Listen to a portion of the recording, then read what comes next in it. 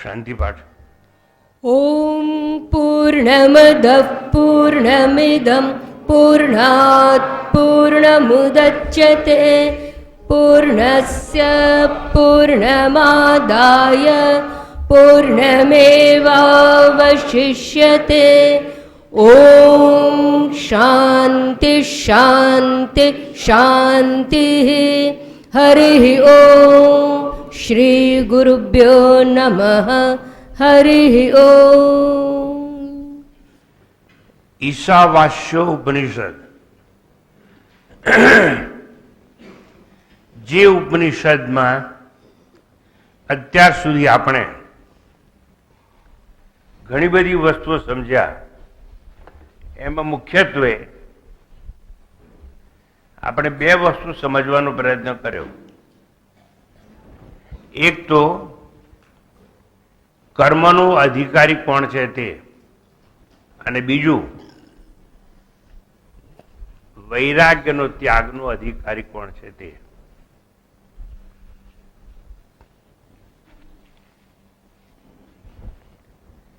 જેને કર્મનો અધિકારી માનવામાં આવે, અર્થાત આત્મજ્ઞાન જેને ગળે ઉતરે એવું ન હોય, એને આત્મજ્ઞાનની વાત કરવાની નહીં. એ બધા કર્મો કર્યા કરે અને કર્મ કરી અને સ્વર્ગ લોકમાં જાય, કારણ કે એ લોકો પુણ્ય કર્મ કરનારા લોકો હોય. જો ભારત દેશની વાત કરીએ તો 99.9% લોકો કર્મ કરનારા. છતાં પણ જો 1% એવો હોય કે જેનામાં વૈરાગ્ય હોય, એના માટે અમે અમારું જીવન ખપાવી અને આ સીટ ઉપર, વ્યાસપીઠ ઉપર બેસી અને તત્વજ્ઞાનની વાત કરીએ છીએ.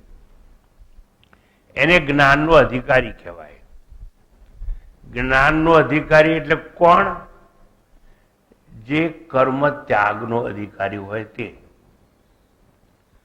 એકને કહેવાય કર્મનિષ્ઠા, એકને કહેવાય જ્ઞાનનિષ્ઠા. કેટલાક બોર્ડર લાઈન પર હોય, ડચું પચું હોય કે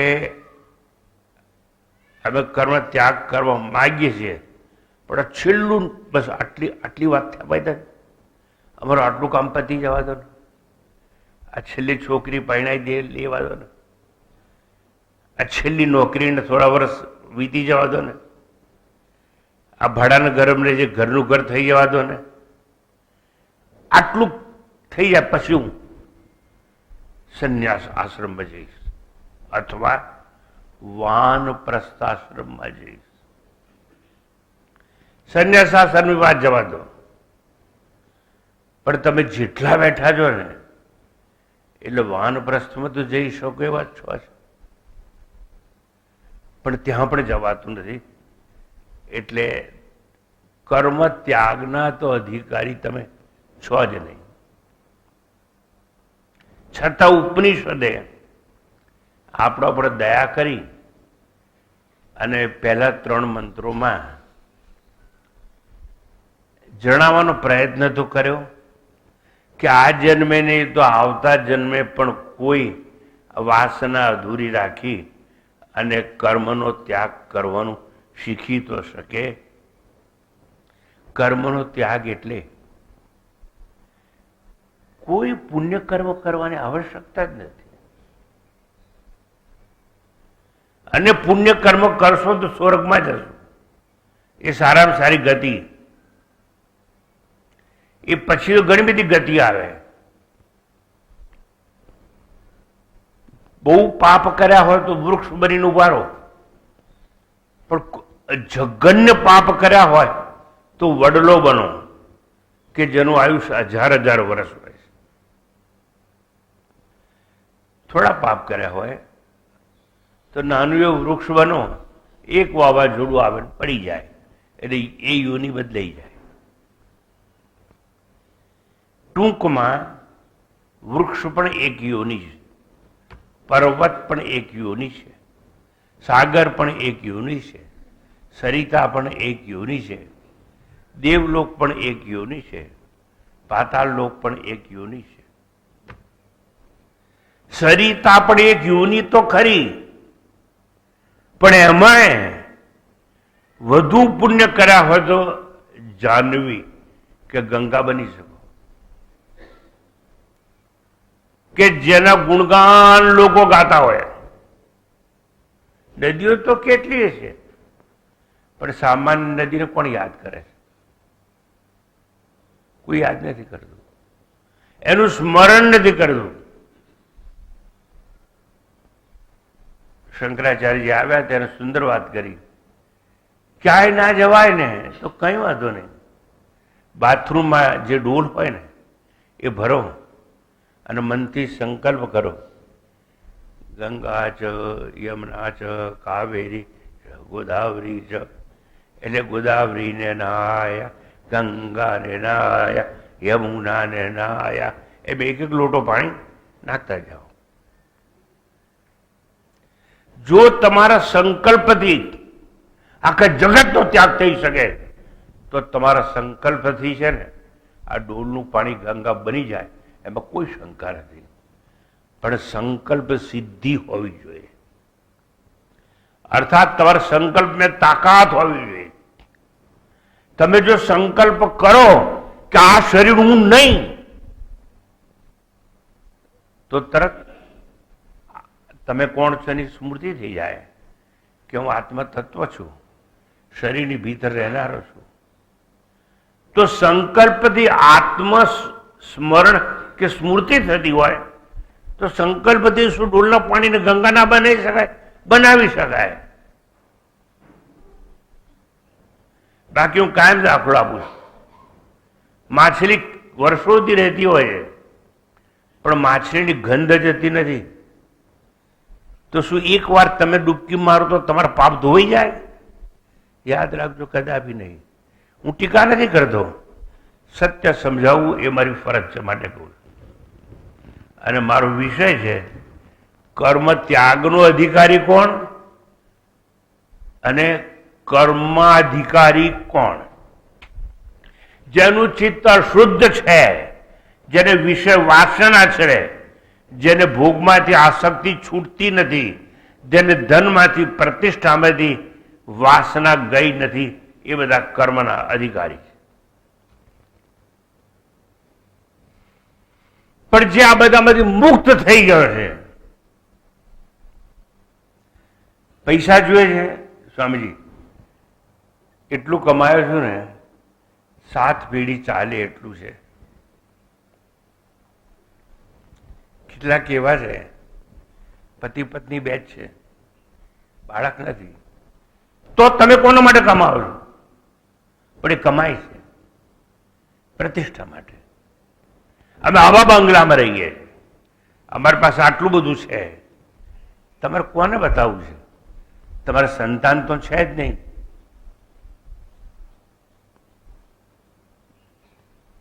તો એ મારે બતાવવું છે. અમારે સંતાન તો છે પણ અમે સંતાનોને બહાર મોકલી દીધા છે. આવા મા બાપ બહુ છે, અને ભારતમાં કરી અને વિશેષ. સંતાનોને તમે બહાર કેમ મોકલો છો? પૈસા કમાવા. બહુ સ્પષ્ટ નાગી વાત. તમે જે કમાઈ શક્યા નથી અને તમારી જે વાસના અધૂરી છે ધન કમાવાની, એટલે તમે છોકરાઓને પરદેશ મોકલ્યા કે ત્યાં ભણે અને ત્યાં ડોલર કમાય. અને તમે સંતોષ માનો છો કે અમારો છોકરો ત્યાં છે, એની પાસે 2 કાર છે, 1 બંગલો છે. પણ તમને એક વાત કહી દઉં, તમે જો આવતીકાલે અમેરિકા જાઓ ને, એક જ અઠવાડિયામાં તમે કાર, બંગલો, સોફા સેટ, ફ્રીજ બધું લઈ શકો. કેમ? ત્યાં બધું એવી વ્યવસ્થા છે સરકારની, બધું મળી જાય.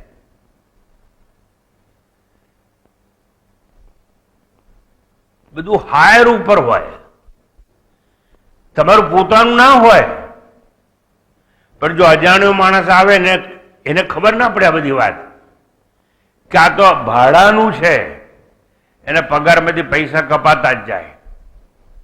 અને કેટલાક લોકો મૃત્યુ આવે ત્યાં સુધી કપાતું હોય છે. પણ વ્યવસ્થા એવી કે તમારા પગારમાંથી પૈસા ઓટોમેટિક કપાય અને અમુક વર્ષો નોકરી કરો એટલે તમારા નામે જમા હોય અને તમે ઘરડા થાવ એટલે તમને ઘરડા ઘરમાં સરકાર જ લઈ જાય. એવું એક જ દેશ ઇંગ્લેન્ડ આખો દેશ એવો છે જેમાં બેનિફિશિયરી ગવર્મેન્ટ છે. બેનિફિશિયરી ગવર્મેન્ટ એટલે એવી ગવર્મેન્ટ જે વર્લ્ડમાં ક્યાંય નથી. હજુ બાળક જન્મ્યો નથી ને બાળક માતાના પેટમાં હોય અને એ માતા જાહેર કરે કે હું પ્રેગ્નન્ટ છું એટલે દૂધના પૈસા ચાલુ થઈ જાય અને બાળક જન્મે પછી એના પોષણના પૈસા ચાલુ થઈ જાય. એવી સરકારો પણ છે. પણ એ સરકારો દર વર્ષે ઓટોમેટિકલી તમારા હાથમાં પગાર ક્યારે આવે? કપાઈને જ આવે અમુક પૈસા. એટલે તમારા જ પૈસામાંથી તમને બધી સગવડો મળતી હોય છે. મારે સમજાવવું એટલું જ છે, આપણા જણેલા દુઃખ વેઠીને મોટા કરેલા બાળકોને આપણે વિદેશ કેમ મોકલીએ? આપણી એક અતૃપ્ત વાસના છે કે લોકો વધારે પૈસા કમાય. અમે તો નથી કમાઈ શક્યા પણ એ લોકો તો કમાય. અલા અમે તો ખેતરમાં નોકરી કરીને આવે, દાંતડું લઈને કામ કરતા હતા, પણ એ લોકો તો કારમાં ફરે. અમને જે નથી મળ્યું એ લોકોને મળે. બાકી હું તમને કહું, તમારે ઘેર એક ભિખારી આવીને ઉભો રહે છે, તમે શું આપવાના એને? ચપટી લોટ આપવાના. 2 રૂપિયાની નોટ આપશો, 5 રૂપિયા આપશો, 500 રૂપિયા આપશો. એ ભિખારીને તમે ફ્રીજ કાઢીને આપી દેશો? ના. જો તમારા ઘરની વસ્તુ નથી આપી શકતા, ત્યાગ નથી કરી શકતા, તમે તમારા જણેલા બાળકોનો ત્યાગ કેમ કરો? You must ask yourself, my dear sir. હું બહુ એક માર્મિક પ્રશ્ન આજે તમારા માટે ઉભો કરું છું. શું આપણા બાળકો આપણને કોઈ મદદ નહીં કરી શકે? અને અહીંયા જે છોકરાઓ ત્યાં હોય ને પછી મા બાપને ક્યાં મૂકી આવે? ઘરડા ઘરમાં રઝળતા હોય મા બાપ અહીંયા. અને આજે તમને સ્પષ્ટ કરી દઉં, કેટલાય લોક છે ને, આપણી સંસ્કૃતિમાં કહ્યું માતૃદેવો ભવ પિતૃદેવો ભવ. માતા અને પિતા દેવ સમાન છે. તો એ દેવ સમાન મા બાપને જો તમે ઘરડા ઘરમાં કે ક્યાંક મૂકી આવશો અને સેવા નહીં કરો તો તમારી શું દશા થશે ને એ તમને ખબર નથી. કેટલાય નર્ક છે, અમે તમે કયા નર્કમાં જશો એ મને ખબર નથી. અને એ નર્કની વાત નરદાસકમાં છેલ્લે આવે છે. માતાજી આવે છે કે નહીં? નર્કનું નામ છે. એવા નર્કમાં જવાના આ બાળકો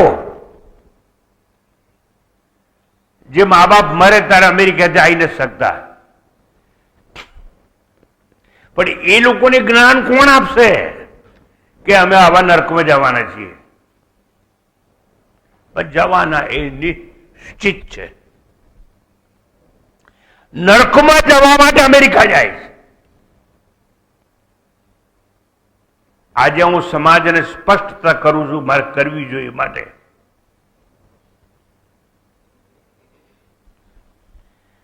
તો એ બધા કેમ જાય છે? કર્માધિકારી માટે. ત્યાં જઈને એ લોકોને કામ જ કરવાનું હોય છે.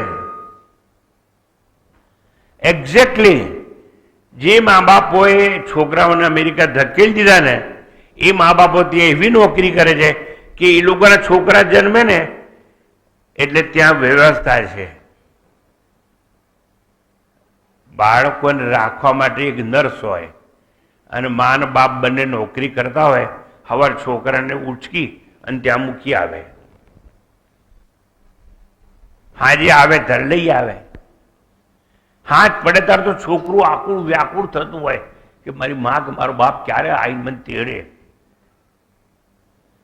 અને આટલા બધા કલાકો સુધી મા બાપ વગરના છે, છતાં મા બાપે અનાથ છે લોકો, અને અનાથ થવા માટે મૂકવામાં આવે છે લોકો. ડે કેર, નાઇટ કેર એવી ઘણી બધી વ્યવસ્થા ત્યાં આ બધા વિદેશોમાં. ઈશ્વરની કૃપાથી આખું જગત હું ફર્યો છું ગીતા પ્રચાર માટે.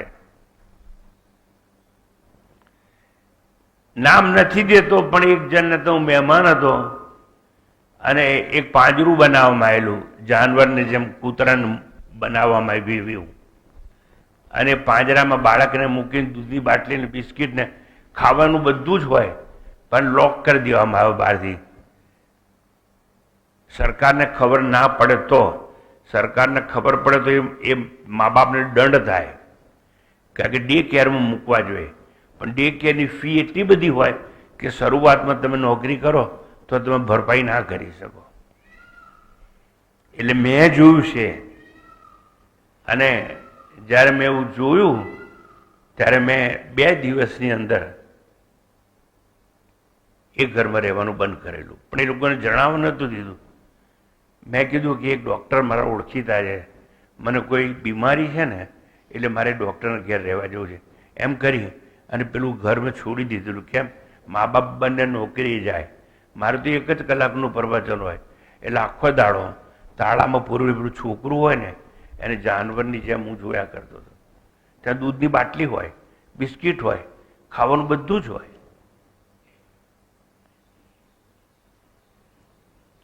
આ બધું તમને એટલા માટે મારે કહેવું પડે છે કે શાસ્ત્રમાં છે કે કર્મ કરવાનો અધિકાર કોને અને કર્મ ત્યાગનો અધિકાર કોને.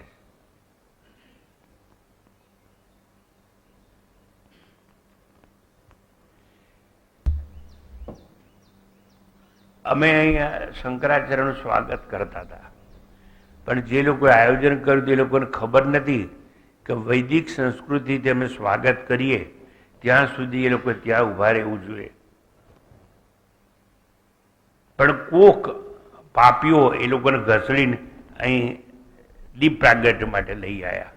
અરે પેલા મંત્રો પૂરા થવા દો, એમાં આવે સંન્યાસ યોગાત યત શુદ્ધ સત્વ આહા તે બ્રહ્મલોક, આવે કે ના આવે માતાજી? પણ તે બ્રહ્મલોક સુધી આવવા જ ના દીધું આ લોકોએ, કારણ કે કઈ ખબર જ નથી એ લોકોને. ન કર્મણા અને પૂર્ણ કુંભ લઈને કોઈ બેન ઊભી હોય, ખરેખર શંકરાચાર્ય પણ એના પર હાથ મૂકવાનો હોય. પણ પેલા આગંતુકોને ખેંચી ગયા કે દીપ પ્રાગટ કરો, દીપ પ્રાગટ કર્યો. અને એક વસ્તુ કહી દઉં, આજે શાસ્ત્રીય રીતે જો દીપ પ્રાગટ કરવો હોય, મીણબત્તીથી કોઈ જ વસ્તુ ના થાય. તમે ક્રિશ્ચન હોત તો જ થાય. એક એક્સ્ટ્રા દીવો રાખવો જોઈએ બીજો, અને એ ઘીના દીવાથી બીજા દીપ પ્રગટાવવા જોઈએ. આજે તમને કહી દઉં છું, પણ પેલું સહેલું પડે ને, મીણબત્તી હરકીને ફટફટ કરી નાખ્યું. ક્રિસમસ ઉજવવા આવ્યા, ચાલો કઈ નહીં, એમાં તમારો વાંક નથી, કારણ કે તમને કોઈ શીખવાડ્યું નથી. ના ના, તમે શીખવા તૈયાર નથી. શીખવાડ્યું નથી એવું નહીં, તમે આવું શીખવા તૈયાર જ નથી. કોઈને પૂછતા જ નથી કે શું થાય, કેવી રીતે થાય. ટૂંકમાં મારા વિષય પર આવવું છે મારે, એટલે બેકગ્રાઉન્ડ તૈયાર કર્યું. અત્યાર સુધી 3 શ્લોકમાં જે વાત કરી એમાં કર્મનિષ્ઠા એટલે કર્મનો અધિકારી કોણ અને કર્મ ત્યાગનો અધિકારી કોણ.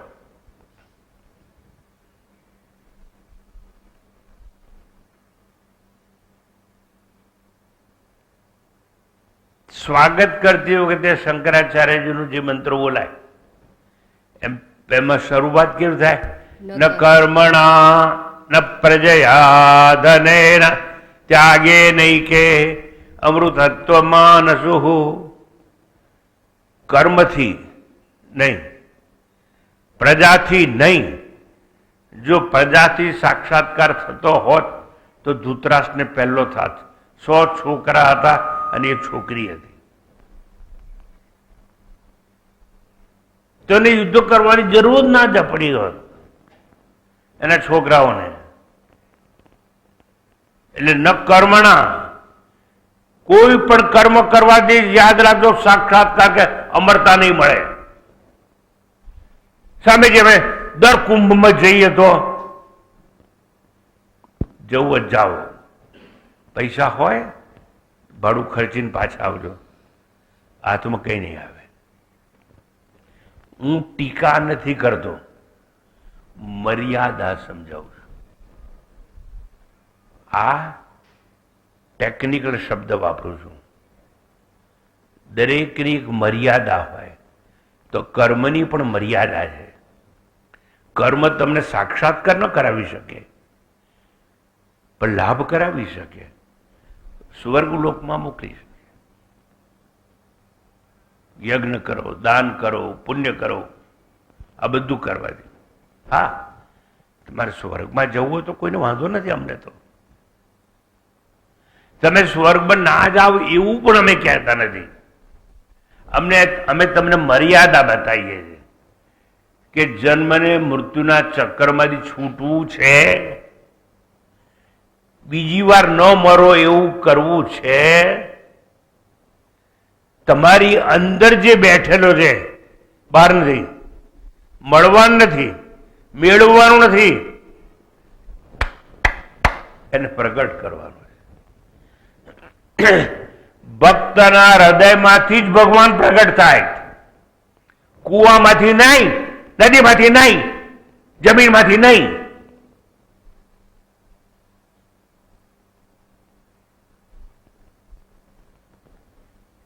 મૂન થાળનો કડકો લઈ જાઓ, એમાંથી લીમડો ઉગે નહીં.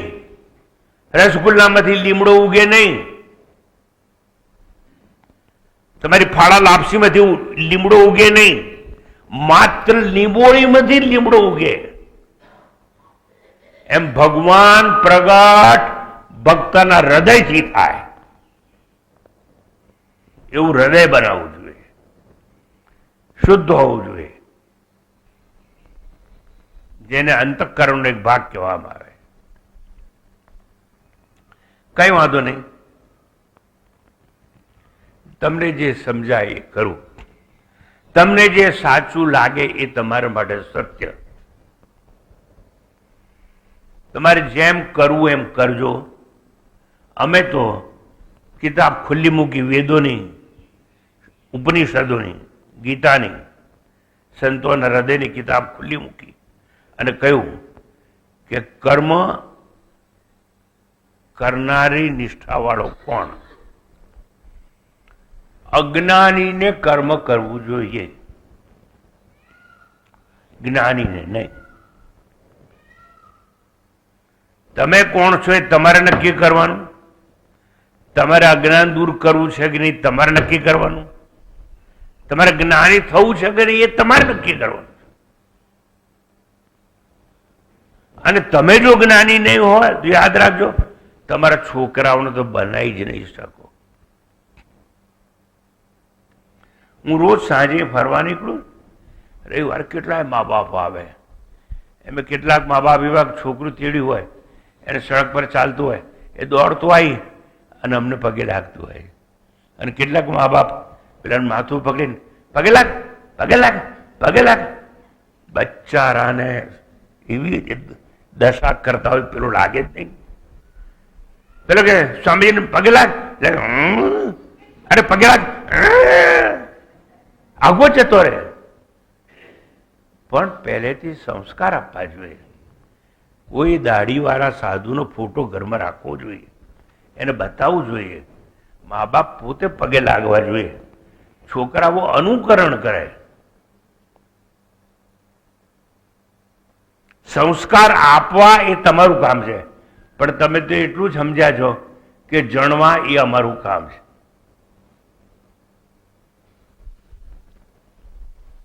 પછી નિશાળ વાળા જે કરે કરું. નિશાળ વાળા તો શીખવાડી દે છે, બાબા બ્લેક શીપ હેવી એની વોલ, યસ સર 3 બેગ ફૂલ, એટલું જ શીખવાડે છે. એક ગીતાનો અધ્યાય નહીં શીખવાડે. અને તોય આપણે ઇંગ્લિશ મીડિયમમાં ત્યાં મૂકવા છે લોકોને. સંસ્કૃતિ નષ્ટ થઈ ચૂકી છે. એટલા માટે સ્પષ્ટ તમે આજે કરી શરૂઆત કરતા પહેલા કે 2 જાતના અધિકારી હોય. એકને કર્મનો ત્યાગ કરી અને અમરતા મેળવવી છે, અને એકને કર્મમાં ગળા ડૂબ રહી અને કર્મઠ બનવું છે. 1,00,000 શ્લોક હોય ને વેદમાં, 80,000 શ્લોક કર્મ અને ઉપાસનાના છે. માત્ર છેલ્લે 20,000 આ શ્રુતિના ઉપનિષદોના છે, આત્મજ્ઞાન માટે. ટૂંકમાં હવે આટલી વાત પૂરી થયા પછી હવે ત્રીજી વાત. હવે મંત્ર 4 થી મંત્ર 8 સુધી માત્ર જ્ઞાન યોગનું વર્ણન કરવામાં આવશે. શાસ્ત્રની ભાષામાં એને જ્ઞાન નિષ્ઠા ની મીમાંસા કહેવામાં આવે છે. તમે ભરૂચમાં રહો છો એટલે કહું છું, જીએનએફસીમાં એક પરિવાર છે, એની એક જ છોકરી છે, એની છોકરીનું નામ મીમાંસા છે.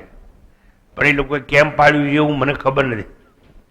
પણ જ્યારે એનું નામ સાંભળ્યું છોકરીનું કે તારું નામ શું બેટા, તો કે મીમાંસા, હું ખુશ થઈ ગયો.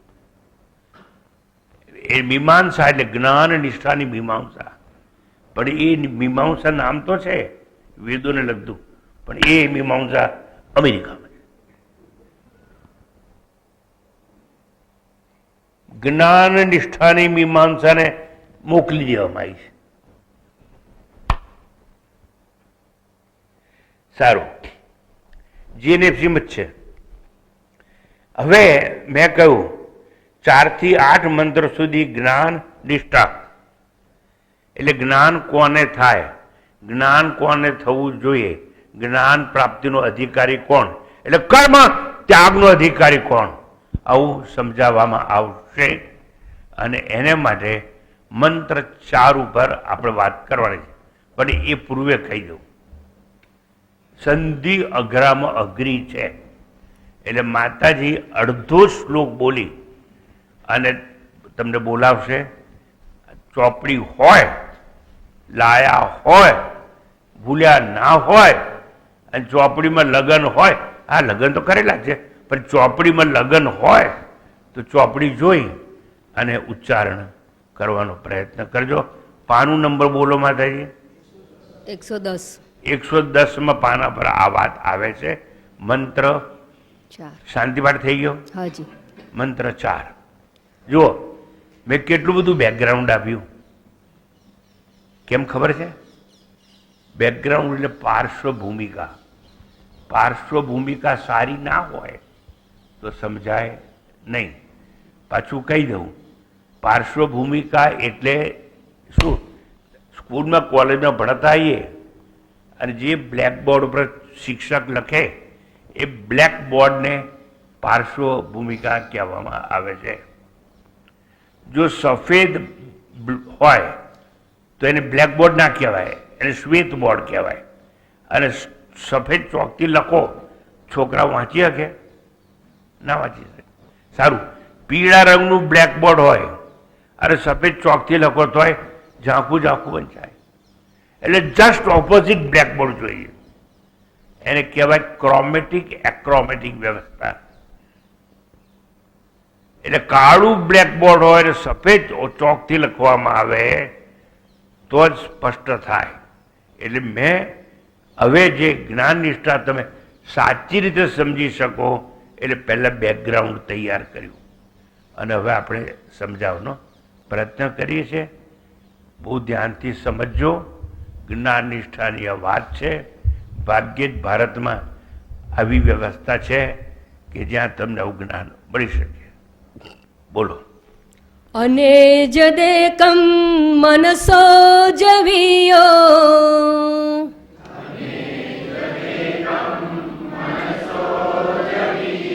ફરતી અને જદેકમ મનસો જવિયો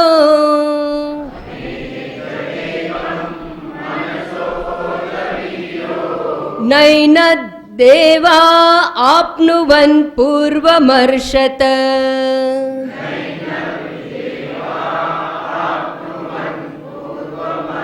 બસ હવે ધ્યાન આપો. નૈન દેવા આપનું વત પૂર્વમર્ષત એટલે સમજી લો બરાબર. ચોપડીમાં ધ્યાન આપજો. ન એનત દેવાહા એવું આવે. ન એનત દેવાહા આટલું છૂટું પડી ગયું પેલામાંથી નૈન દેવામાંથી. હવે આગળ વાત. ન આપનું વન ન ખોડો. ન આપનું વન પૂર્વમ અર્ષત આ છૂટું પાડ્યું મેં. આ તમારી જાણકારી માટે. સંસ્કૃત ભાષા બહુ ક્લિષ્ટ છે અને જો સંધિ છૂટી ન પાડો તો ઘણીવાર ન સમજાય. ફરી એકવાર. નૈન દેવા આપનું વત પૂર્વમ અર્ષદ જો એનું છૂટું પડેલું. ન એન દેવાહા ન આપનું વન ન ખોડો પૂર્વમ અર્ષત આ છૂટું પડી ગયું. આગળ. નૈન દેવા આપનુવન પૂર્વમર્ષત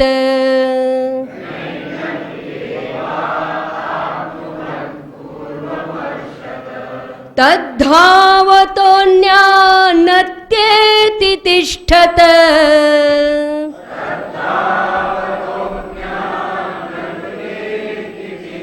બસ હવે જો એનાથી અઘરું આવ્યું આગળ સંધિમાં. અહીં છે તત પછી આ ધાવત પણ સંધિમાં જોડાઈ જાય એટલે એક સાથે એવું ના બોલાય. હું છૂટું પાડું છું. તત ધાવત અન્યાન અત્યેતિ તિષ્ઠત અહીં અટકી ગયા. એનું એ ફરીથી બોલાવો. તદ્ધાવતોન્યાનત્યેતિ તિષ્ઠત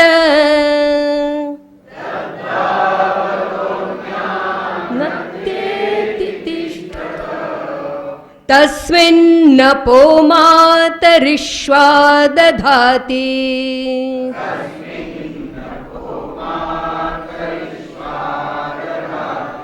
તસ્મિન્નપો માતરિશ્વા દધાતિ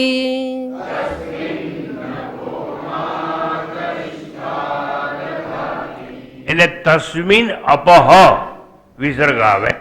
તસ્મિન અપહ માતરિશ્વા પવનની વાત વાયુની વાત. માતરિશ્વા દધાતી એવું છૂટું પડે એનું. હવે આખો શ્લોક એક વાર ફરતી બોલાય દો. અને જદેકમ મનસો જવિયો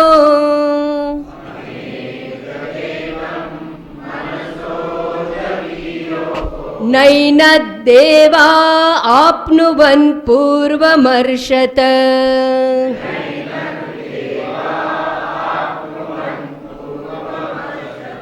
તદ્ધાવતોન્યાનત્યેતિ તિષ્ઠત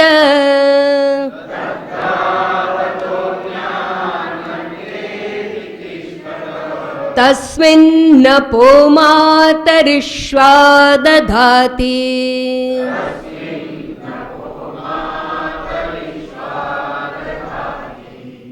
હવે આનો ભાવાનુવાદ કરવાનું શ્રેય ભરૂચના જ એક ટ્રસ્ટીને જાય રાજેન્દ્ર શાહ.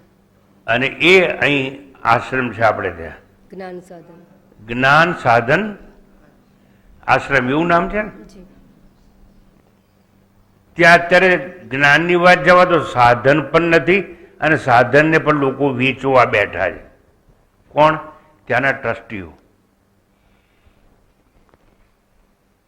આ નર્મદા તટ કે જે નર્મદા તટનું આટલું મહત્વ છે એ નર્મદા તટે એક એવા શિષ્ય થઈ ગયા મહાન કે જેના ડાયરેક્ટ ગુરુ કોણ હતા એ તમને ખબર છે? Swami Ramtirth. He was direct disciple of Swami Ramtirth અને એનું નામ હતું સ્વયં જ્યોતિ તીર્થ. અને એમના એક ટ્રસ્ટી હતા જે વર્ષો સુધી એક ઓયડીમાં રહ્યા અને એને જે ભાવાનું વાત કર્યો આગ્રા મંત્રનો એ હવે હું તમને કહું છું. એક અચ્યુતને એનો વેગ તો મનથી વધુ, એક અચ્યુતને એનો વેગ તો મનથી વધુ, દેવોના પામતા જેને આદિથી વિદ્યમાન છે, દેવોના પામતા જેને આદિથી વિદ્યમાન છે. દેવો પણ સમજી શક્યા નથી. કયા દેવો? જે પુણ્ય કર્મ કરીને સ્વર્ગમાં ગયેલા છે તે. તો બીજા તો શું સમજવાના હતા? દેવોના પામતા જેને આદિથી વિદ્યમાન છે, દોડતા અન્યને પોતે સ્થિર તોય અતિક્રમે. આ એની વાત છે. પોતે દોડ્યા વગર બધાને દોડાવે. આકાશ તો સ્થિર છે. સૌથી પહેલાં પહેલું જન્મ્યું તો આકાશ છે. એ તસ્માદાત્મન આકાશ સંભૂત. એ આકાશ પોતે દોડતું નથી પણ વાયુને દોડાવે. ખરેખર વાયુ પણ દોડતો નથી, વાદળાને દોડાવે, વંટોળ બનાવે. એ સ્થિર છે. પણ એને લાગે કે આ જગ્યાએ પાપી લોકો રહે છે તો લાવને વંટોળીઓ બનીને જવું, ખેદાન મેદાન કરી નાખું. મને નથી માનતા ને? લો આ ચક્કરવાત બનીને આવ્યો. મારા અસ્તિત્વને ગણકારતા નથી ને? લો સુનામી બનીને આવ્યો છે. મારામાં શ્રદ્ધા નથી ને? જ્વાળામુખી થઈને આવ્યો છે. મારો કોઈ ડર નથી ને? ધરતીકંપ બનીને આવ્યો છે. શું કરશો તમે? યાદ રાખો. કેમ આખા ભુજમાં ધરતીકંપ આવ્યો, બીજે ના આવ્યો? એની મરજી. કર્મ કરવામાં તમે સ્વતંત્ર, ફળ મેળવવા પરતંત્ર. બધી જગ્યાએ ના આવ્યો ને એક જગ્યાએ આવ્યો. અમારું ઘર અમે ત્યાં શું કરો? જખમારો બાંધ્યું. તમારે ત્યાં જ બાંધવું પડે ને તમારું ઘર તૂટી જ જાય ને તમે ઘર વિનાણ થઈ જ જાઓ એવું ભગવાને ઈચ્છેલું, કારણ કે એવા તમારા કર્મ હતા. તો કે આદિથી વિદ્યમાન, દેવોના પામતા જેને આદિથી વિદ્યમાન છે. આદિથી જે વિદ્યમાન છે એને દેવો પણ ઓળખી શક્યા નથી. દોડતા અન્યને પોતે સ્થિર તોય અતિક્રમે, માતરિશ્વ ધરે તેમાં સર્વ કારણ વારીને. આ એનો ભાવાનુવાદ. શ્લોક તો ન સમજાય, ભાવાનુવાદ પણ અઘરો પડી હોય. કઈ વાંધો નહીં. અઘરો ના પડે એટલે વારંવાર અમે ઉચ્ચારણ કરીને તમને સમજાવવાનો નમ્ર પ્રયાસ કરીએ. કારણ કે એના માટે અમને નિમિત્ત બનાવવામાં આવ્યા. અમે કારણ નથી. કચ્છમાં જ કેમ ભૂકંપ આવ્યો એમ મને જ કેમ આ સમજાવવાનું કહેવામાં આવ્યું? એની મરજી. તું તારે જા. માદો હોય કે હાજો હોય, ગયડો હોય કે યુવાન હોય, તારે ઘાટા પાડી પાડીને બોલ બોલ કરવાનું. એની ઈચ્છા છે એટલે એમને મંજૂર છે. સમજે? આ બધા ના સમજતા તો તારે બોલવાનું. સમજે તો એ લોકોનું કલ્યાણ થશે, એમાં તારે કઈ નહીં. પણ તારે બોલવાનું. બોલીએ છીએ. હવે એક એક શબ્દનું ભાષાંતર આવશે. પેલા ભાવાનુવાદ કાવ્યમાં આવ્યો. હવે સાંભળજો બરાબર. તત એટલે તે બ્રહ્મ, તે પરમેશ્વર, એટલે અહીંયા ઈશ્વર સમજવાનું. એ ઈશ્વર તત તત અને જત, તત અને જત એકમ. એ ઈશ્વર અચળ, દેશ કાળ મુક્ત છે અને એક છે. એકમ મનસ જવીય, મનથી વધુ તીવ્ર ગતિવાન છે. સાંભળી લો બરોબર. ચોપડીમાં જોઈને અમારી સામે એ ઈશ્વર છે ને મનથી પણ વધુ વેગવાન છે. મારી સામે પૃથ્વીનો ગોળો છે. એક બાજુ ઉત્તર ધ્રુવ છે કેનેડાની ઉપર, અલાસ્કા. એક બાજુ દક્ષિણ ધ્રુવ છે. તમને ખબર છે તો હા કહો, કાં તો ના કહો. ઉત્તર ધ્રુવ જેવી વસ્તુ છે, ખબર છે? બોલો. તો તમે ત્યાં પહોંચી ગયા. પણ તમે પહોંચો ને એ પહેલા એ જેણે બનાવ્યું છે ઉત્તર ધ્રુવ, એ તો ત્યાં છે જ. સમજ્યા ને? એટલે અહીંયા બહુ સરસ વાત કરી. મનથી પણ જવીય એટલે તીવ્ર અને ગતિવાન છે. તમે કોઈ પણ વસ્તુની કલ્પના કરો ને, એ કલ્પના કરો એ પહેલા ત્યાં છે. આજે કે કંઈક ન્યૂઝપેપરમાં કે ટીવીમાં મેં જોયું, મને અત્યારે યાદ નથી, પણ એવી વાત આવી કે પુષ્પક વિમાન આવ્યું. પણ સૌથી પહેલા તો પુષ્પક વિમાન કુબેર પાસે હતું, પછી રાવણે લૂંટી લીધું. અત્યારે અમેરિકાએ જે બધી જાહેરાતો કરી છે એ વિમાનોની આપલે માટે સૌથી ભયંકરમાં ભયંકર કોઈ દેશ જે ઝઘડાવાળો હોય એ અમેરિકા છે. કોઈ પણ દેશમાં લડાઈ તો થવી જ જોઈએ, લડાઈ ચાલુ જ રહેવી જોઈએ. જો લડાઈ ના થાય તો શસ્ત્રો વેચાય નહીં. અને આખી દુનિયામાં લોકોને મારવા માટેના શસ્ત્રો કોઈ બનાવતું હોય, એક સાથે લાખો મરી જાય એવા શસ્ત્રો કોઈ બનાવતો હોય તો એનું નામ અમેરિકા. અને હવે બધા પર એને પેલા, તમને વધારે ખબર આ બધું ટેક્સ નાખ્યો છે ને, એટલે શું કરવાય? પોતાને હજુ વધારે ધનવાન બનવું છે. કેમ કે ત્યાં જે ધનની લાલચ ગયા છે ને એ લોકોને ધન આપવું છે. એક ચીન છે એની સામે થયો છે અત્યારે. આપણી તાકાત નથી એવું નહીં, પણ આપણે ધીરેથી સિફતથી એક કળામાંથી બહાર નીકળવા માંગીએ છીએ. અને કદાચ આપણા સંન્યાસી જેવા સફેદ કપડામાં મોદી સાહેબ આપણને બહાર કાઢશે પણ ખરા. પણ એક વસ્તુ કહી દઉં કે આ શસ્ત્રો શું કામ બનાવવાના? મારવા માટે. અમેરિકા એટલો ચાલાક છે, એને બોલાવ્યો જાપાનીઝ લોકોને, તમે ઠીંગણા છો ને? હા. ગોરા છો? હા. એટલે એક કામ કરો ને, તમે તો કેટલા હોશિયાર છો, ચતુર છો, કેમેરા બનાવો ને, બાયનોક્યુલર બનાવો ને. એટલે એવું બધું કામ એને સોંપી દીધું. કોને? જાપાનને. એટલે જાપાન કેમેરા અને બાયનોક્યુલર ને એવું યંત્રો બનાવ્યા જ કરે, નાની નાની વસ્તુઓ. 1 કરોડ કેમેરા વેચાય બરોબર, એક સબમરીન થાય. એ સબમરીન કોણ બનાવે? અમેરિકા. આ બધું સમજવા જેવું છે.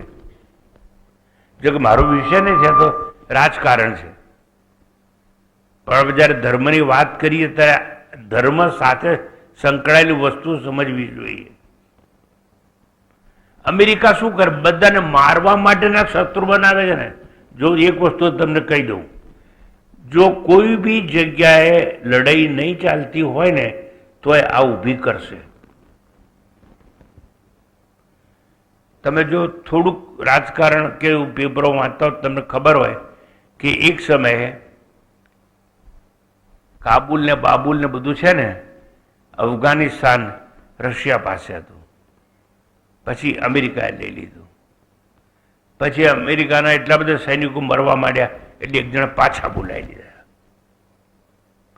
હજુ અફઘાનિસ્તાન ને પાકિસ્તાને લડાઈ જ કરવાના, આતંકવાદીઓ બનાવ્યા જ કરવાના. અંદરખાને કોણ બનાવે છે? મારે નામ નથી દેવું. અને આતંકવાદીઓ બનાવો એ આતંકવાદીઓ બીજા પર એટેક કરે. એટેક કરે એટલે લોકોને શસ્ત્રો જોઈએ, અને સારામાં સારા મોંઘામાં મોંઘા એક્યુરેટ શસ્ત્રો અમેરિકામાંથી મળે.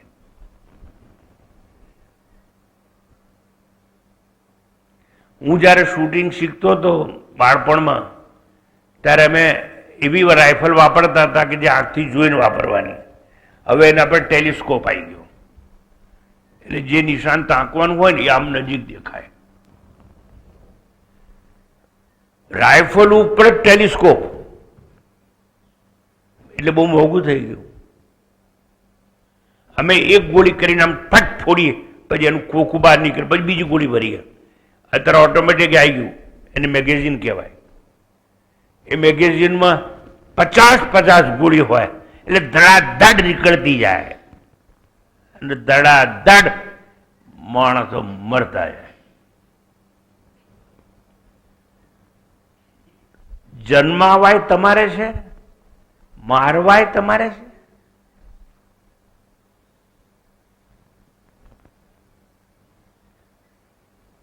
સ્પષ્ટ નગ્ન વાત કહી દઉં, મારવાનો ધંધો, ખૂન કરવાનો ધંધો જ્યાં બેફામ ફાટ્યો હોય અને એવા પાપના પૈસામાંથી જેને અધિકાર મળતો હોય એ લોકો કદાપી સુખી થઈ શકે નહીં.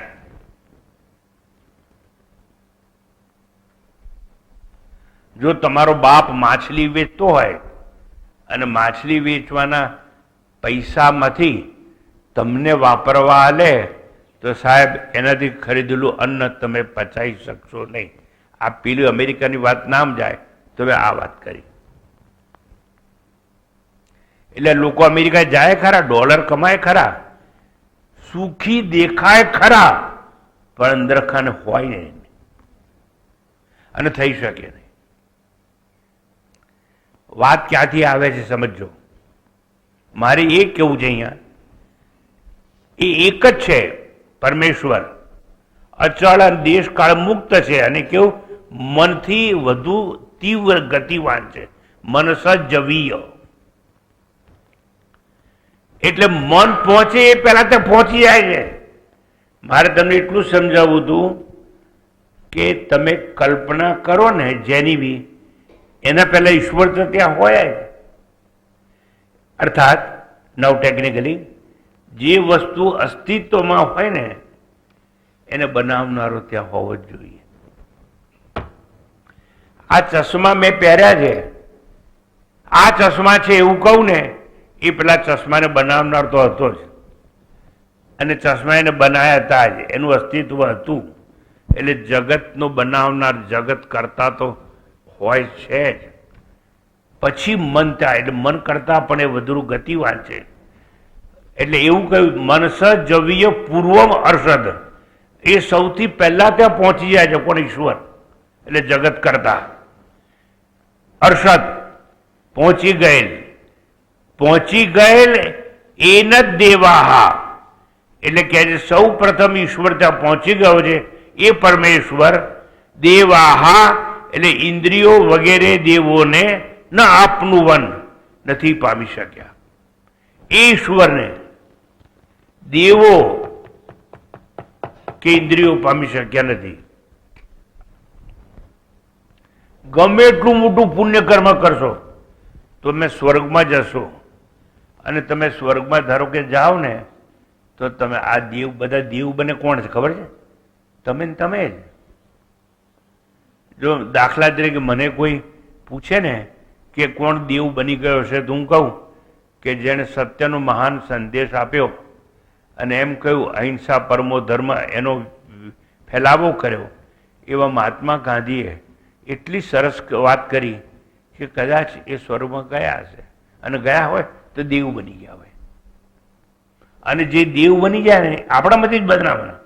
આ જો યાદ રાખજો, તમે જે દેવતાઓની 33 કરોડની પૂજા કરો છો ને એ બહારથી નથી આવતા, તમારામાંથી જ બને. તમે પણ દેવ બની શકો, પણ એના માટે બહુ જ પુણ્ય કર્મ કરવા પડે. તો અહીંયા વાત એ છે, સૌ પ્રથમ પહોંચી ગયેલી પરમેશ્વર દેવાહા ન આપનું વન, ઇન્દ્રિયો વગેરે દેવો પણ એને પામી શક્યા નથી. કારણ કે દેવ છે ને, આ સાંભળી લેજો, દેવ એ ભોગ્યોની છે, પશુ એ ભોગ્યોની છે, વૃક્ષ એ ભોગ્યોની છે, પર્વત એ ભોગ્યોની છે, સરિતા એ ભોગ્યોની છે. સરિતા થંભી નહીં શકે, હા ભાઈ તો કોઈને કહી નહીં શકે, પરસેવો થાય તો કોઈને ફરિયાદ નહીં કરી શકે.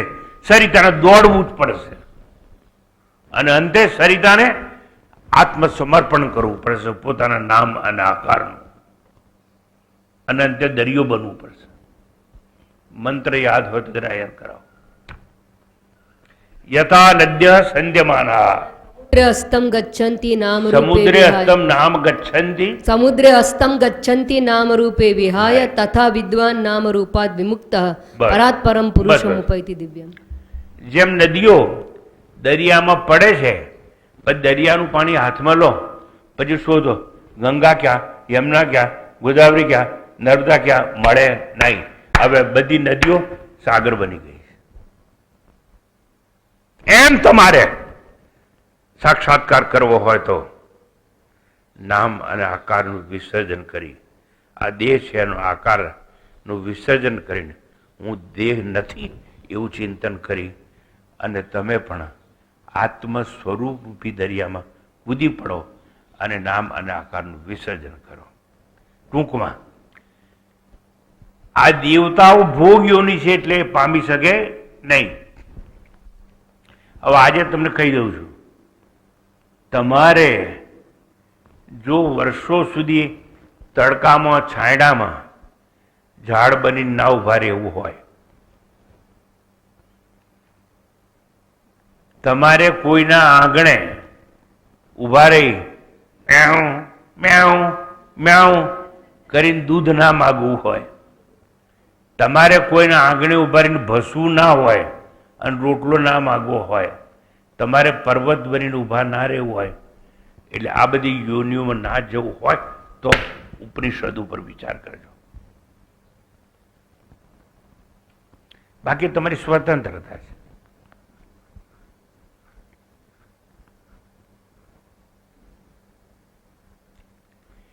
એક ફેમિલી છે, હું ઓળખું છું, મારું પરિચિત, વર્ષોથી મારા પરિચયમાં છે, નામ નથી જતો. એ લોકો અમેરિકા ગયા, એટલે મેં એમને એક સવાલ પૂછીને એક સલાહ આપી છે. મેં કીધું તમારી હિંમત છે કે તમારી છોકરીને તમે કંઈક સવાલ પૂછી શકો? તો કે હા. હું વધારે વર્ણન નથી કરતો ને તમે ઓળખી જાવ કોણ છે. એટલે બહુ ધનવાન છે. બંને છોકરીઓના જમાઈ ડોક્ટર છે, એટલે પ્રખ્યાત ડોક્ટર અમેરિકાના. મેં એમને પૂછ્યું કે તમે દર વર્ષે 6 મહિના ત્યાં જઈને રહો છો? તો કે હા. એ લોકો જે ફ્રીજમાંથી ખાવાનું ખાય છે એમાં તમે ખાવાનું લઈને ખાઓ છો? તો કે હા. તો મેં કીધું જરાક એક કામ કરજો ને, એક દાડો ફ્રીજ ખોલી અને અંદર બધું જોજો ને શું શું પડ્યું છે. બોલો હિંમત છે? તો કે હા. પછી મને અમેરિકાથી ફોન આવ્યો કે જ્યાં દાળ ભાત ને બધું સવારનું થોડું બચ્યું બધું ખાવાનું મૂક્યું હતું, અથાણાની બાટલીઓ જ્યાં પડી હતી ત્યાં પડીકું હતું. તો મેં બધું પૂછજો ને તમારે જમાઈને કે એમાં શું છે. પૂછ્યું એ લોકોએ, તો કે એમાં બીફ છે. બીફ એટલે ગાયનું માંસ. એટલે મેં લોકોને કહ્યું જે ફ્રીજમાં ગાયનું માંસ પડ્યું હોય એમ જ જો દાળ ને ભાત અને શાક અને ફળ અને અથાણાના બાટલા હોય, તમારામાં દમ હોય ને હિંમત હોય તો તમારે જમીન કહીને આવજો ને કે સ્વામીજી તમારી આજ્ઞા પાડીશું અમે. હું નામ નથી દેતો. ભાઈ ફેમિલી મારે અમેરિકાથી પાછા આવી ગયા છે, પૂછવાનું બાકી છે. મેં કીધું એ લોકોને કે તમારે જમાઈને એટલું કહેજો કે હવે ફરીવાર અમે તમારા ઘેર આવવાના નથી. કેમ? તમે ગાયનું માંસ ખાવ છો, અને જો જમાઈ ખાતો હોય તો ડાઉટ નથી મને છોકરીને ખાવું જ પડતું હોય, અને છોકરી તો વહુ કહેવાય એટલે કદાચ એમાંથી કેવી વસ્તુ બનાવવાની હોય એનો વર્ક કહે તો એને બનાવવી પણ પડે. That is America. That is our dear dollar. That is our dear dollar. અને ત્યાંના જેટલા મોલ હોય ને એમાં આપણે ખરીદવા જઈએ ને એટલે બીફ બધું પેક એટલું ફાઇન પેક હોય તમને લોકોને તો ખબર જ ના પડે. એની બાજુમાં જ આપણી બ્રેડ પડી હોય, અને ત્યાંની દરેક બ્રેડમાં એગ્સ તો હોય જ.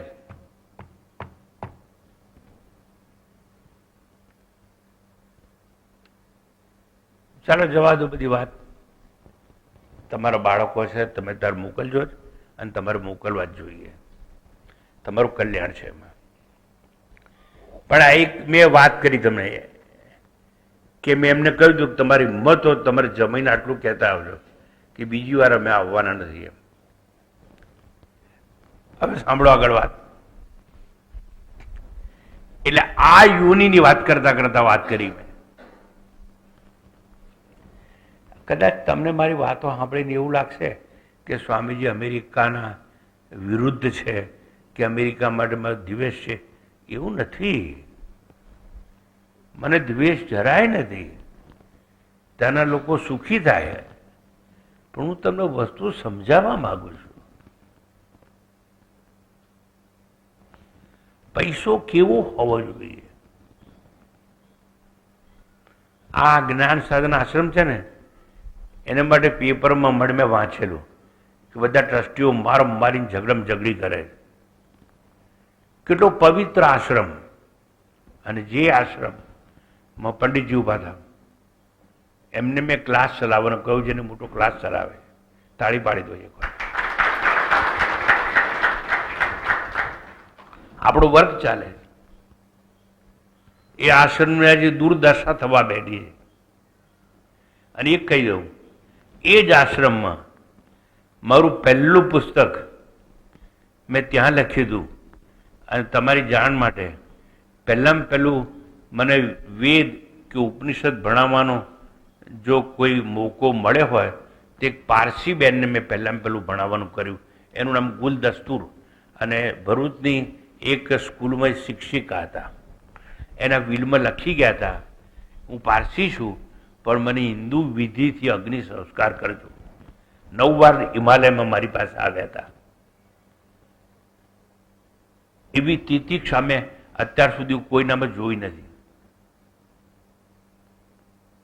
અને કેટલીક વાર નારાયણ આશ્રમમાં હું ગુસ્સે થઉં તો મને કહેતા હતા ગુલબેન, સ્વામીજી તમે લાતો મારશો ને તો એ અમે અહીંથી જવાના નથી. ધન્ય છે એ ગુલ દસ્તુરને. અને મારા જીવનમાં મને પહેલો શિષ્ય મળેલો એ પારસી. અત્યારે પણ આપણા શિબિરોમાં એક પારસી ભાઈ આવે છે. એ લોકો અગ્નિ પૂજક હોય. હું તો દાખલો ભરૂચનો એટલા માટે મેં આપ્યો કે આ તમારે ગામમાં જ છે અને આ દુર્દશા છે નહીં. હવે આ સમજો બરાબર. દેવો કર્મ કરી શકે નહીં. ગીતામાં આવ્યું ને, કર્મને વાધિકા હરસ્તે મા ફલેશુ કદાચન. તો કર્મ કોણ કરી શકે? માત્ર તમે લોકો માનવી હોય. તમે કર્મ કરી શકો અને કર્મ કરીને ચિત્તને શુદ્ધ કરી શકો, અને ચિત્ત શુદ્ધ થાય તો એ ચિત્ત કે મન દ્વારા સાક્ષાત્કાર થાય. મનસા એવ ઇદમ આપતવ્યમ નેહ નાનાસ્તિ કિંચન. ઉપનિષદ બોલું છું. તમને સમજાય તો ઠીક છે, ના સમજાય તો કઈ નહીં. પણ કર્મ કરો તો જ ચિત્ત શુદ્ધ થાય. પણ કયું કર્મ? નિષ્કામ કર્મ કરો તો. કયું કર્મ? ઈશ્વર પ્રીત્યર્થે કર્મ કરો તો. ઈશ્વર પ્રીત્યર્થે કર્મ કરી તો શું મળે? પ્રસાદ મળે. અરે સ્વામીજી શું વાત કરો છો? પ્રસાદ તો 1000 વાર ખાધો છે. ગઈકાલે પ્રસાદ ખાઈને આવ્યા છે. એ પ્રસાદ નહીં. તમને જો પ્રસાદ મળે હોય તો પ્રસાદ એ મળવો જોઈએ. પ્રસાદ એ સર્વ દુઃખાનામ હાનિ રસ્યોપજાય છે. એ પ્રસાદ મળવો જોઈએ. પ્રસાદ એટલે શું? જો તમને જીવનમાં એકવાર પ્રસાદ મળ્યો હોય તો જીવનના તમામ દુઃખ દૂર થઈ જવા જોઈએ. પ્રસાદ એ સર્વ દુઃખાનામ હાનિ રસ્યોપજાય છે. આવું કૃષ્ણ પરમાત્માએ કહ્યું. એવો પ્રસાદ મળ્યો ના. એવો પ્રસાદ મેળવવા માટે માત્ર મનુષ્ય યોની જોઈએ જે તમને મળી છે. દુર્લભમ ત્રયમેવૈત દેવાનુગ્રહ હેતુકમ મનુષ્યત્વમ મુમુક્ષુત્વમ મહાપુરુષ સંશ્રય. કોઈ દેવતાની કૃપા, ભગવાનની કૃપા હોય તો જ મનુષ્ય જન્મ મળે. તમને મળ્યો છે. પણ માત્ર મનુષ્ય જન્મ મેળવવાથી પત્તો નહીં ખાય.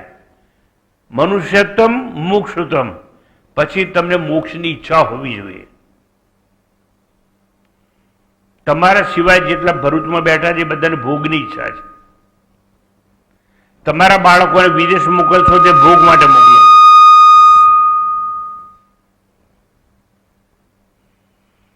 પેલા મનુષ્ય જન્મ મળવો જોઈએ. તમને મળ્યો છે. તમને મોક્ષની ઈચ્છા છે માટે આવો છો અહીંયા. હવે શું બાકી રહ્યું? પરમ કલ્યાણ માટે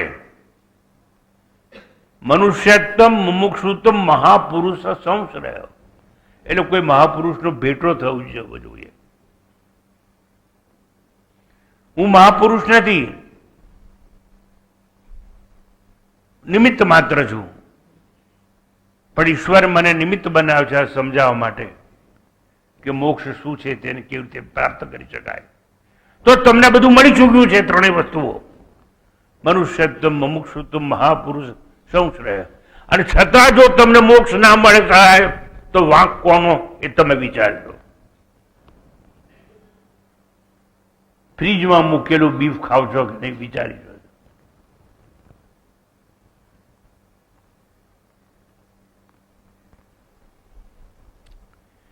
ટૂંકમાં આ તો હજુ શબ્દોનું ભાષાંતર ચાલે. મનસ જવીય પૂર્વમ હર્ષત એ નત.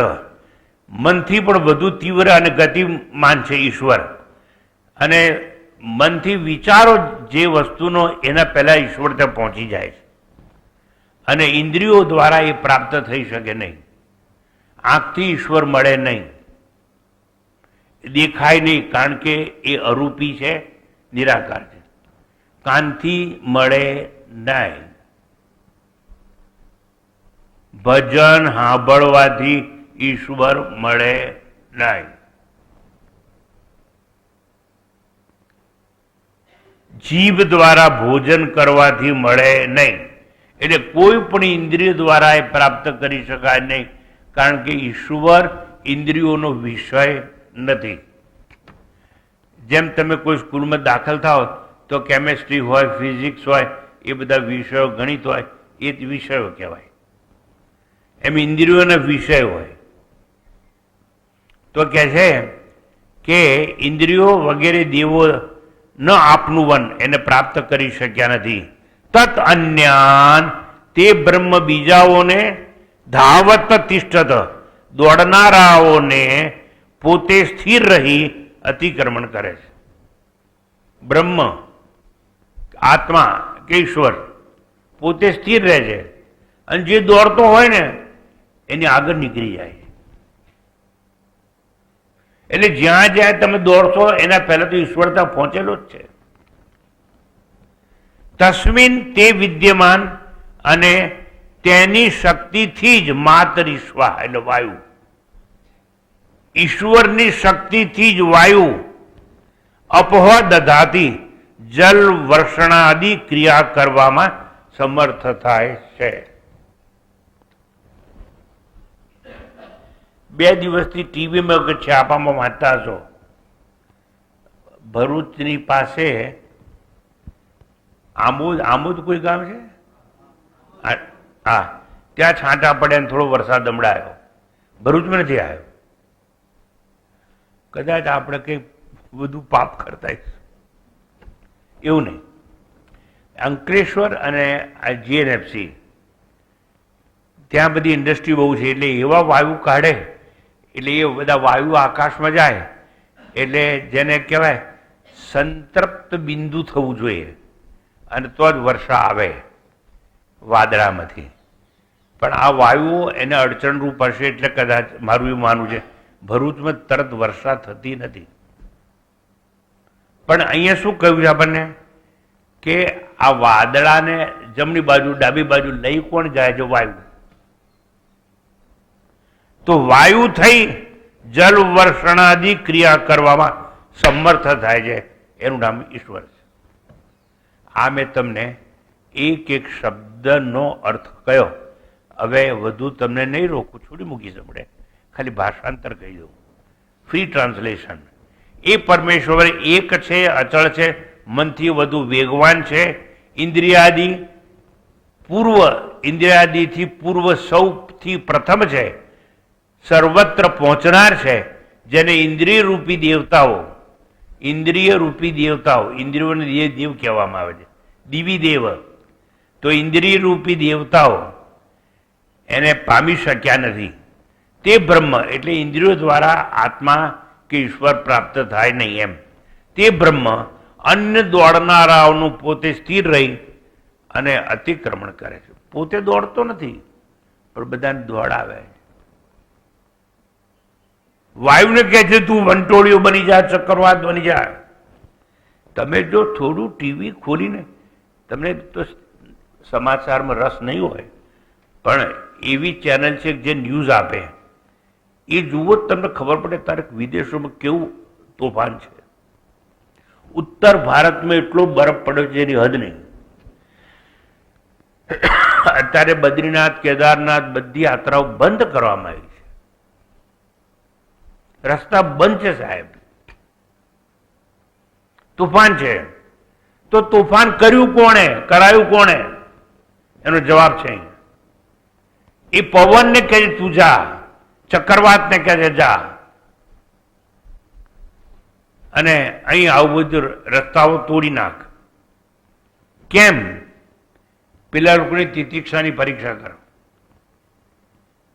રસ્તાઓ તૂટેલા હોય, ગાડી જતી ના હોય, અને છતાં તમારો સામાન ઉચકીને તમારે દર્શન કરવા જવું છે, હા, તો તમે સાચા સાધક છો. પણ શું થાય ખબર છે? એટલે ભાઈ ઉભા રહો, સમાચાર આવી ગયા છે, આગળ જવાય એમ નથી, પાછા હેડો. એટલે અડધે ગયેલા લોકો પાછા આવી ગયા. શું કામ પાછા આવ્યા? તો ગાડી નથી જતી, પણ ચાલીને જવું હતું ને.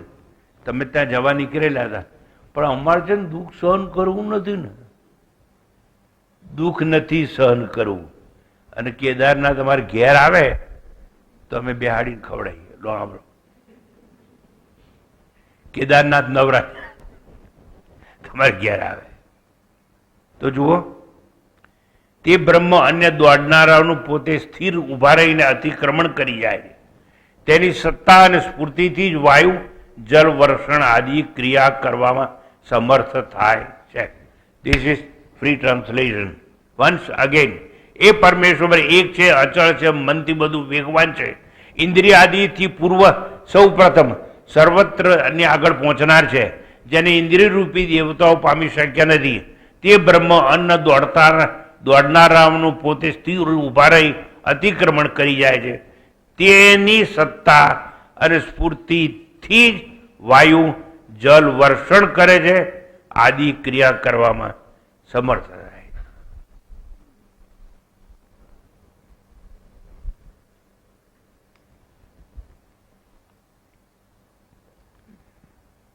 તો આ એનું ભાષાંતર છે. તો સ્વામીજી સમજાવશો ક્યારે? જ્યારે તમારું પ્રારબ્ધ જાગશે અને પરમાત્મા મને પ્રેરણા કરશે ત્યારે આવતા રવિવારે આની ચર્ચા વિચારણા કરીશું. આ શ્લોક મહિનાઓ સુધી ચાલે એવો છે, અઘરો છે, પણ અત્યંત જ્ઞાનવર્ધક છે. એટલે બને ત્યાં સુધી અવાય તો આવવાનો પ્રયત્ન કરજો. શું કામ એવું કહું છું? તમે સમજો એટલા માટે નહીં, તમે સમજી તમારા બાળકોને પ્રેરણા આપજો. તમારા બાળકોને કહેજો કે આ ભારત દેશમાં આવું જ્ઞાન છે. એક ફેમિલી આવ્યું હતું હમણાં પૂરું કરું છું.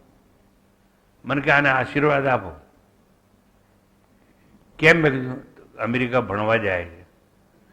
મેં કીધું લગ્ન થઈ ગયા છે કે ના? કે નક્કી જ છે બધું. સરસ. મેં કીધું એટલે એ લોકોને બહાર કાઢીને એક છોકરાને મેં શિખામણ આપી. ત્યાં જાજે બેઠા, પણ 5 કરોડ ભેગા થાય ને એટલે પાછું આવી જાય.